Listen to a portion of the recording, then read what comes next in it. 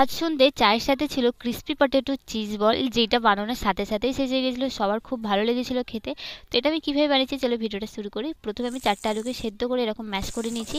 প্যানে দিয়েছি একটু রিফাইন তেল, পেঁয়াজ কুচি, লঙ্কা কুচি দিয়ে একটু ভাজা করে নেবো।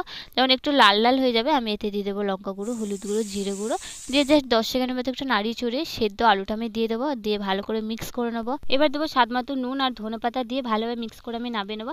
এবার এটা যখন একটু ঠান্ডা হয়ে যাবে তখন আমি হাতের সাহায্যে আমি একটু বল টাইপের করে নেবো গোল গোল করে। তারপরে এতে মিডিলে একটা আমি চিজের কিউব দিয়ে মুখটা ভালোভাবে কভার করে নেবো।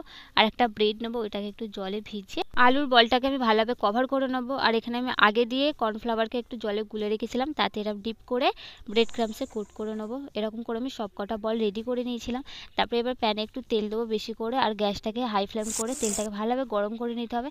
এবার সব বলগুলো আমি দিয়ে দিলাম। তারপর গ্যাসটাকে মিডিয়াম ফ্লেম করে আমাকে এটা গোল্ডেন ব্রাউন করে ভেজে নিতে হবে। সব তো crispy potato cheese ball ready হয়ে গেছে। এবার তোমরা এটাকে যে কোনো সসের সাথে খেতে পারো বা চায়ের সাথে খেতে পারো। আর ইভিনিং স্ন্যাক্সের জন্য দারুণ একটা রেসিপি। একটু আনহেলদি আছে বাট বাজার থেকে লাখ গুণ ভালো। তোমরা এটা বাড়িতে অবশ্যই ট্রাই করতে পারো, সবার খুব ভালো লাগবে। আর তোমাদের ভিডিওটা কেমন লেগেছে অবশ্যই কমেন্ট করে জানিও। ভালো লাগলে লাইক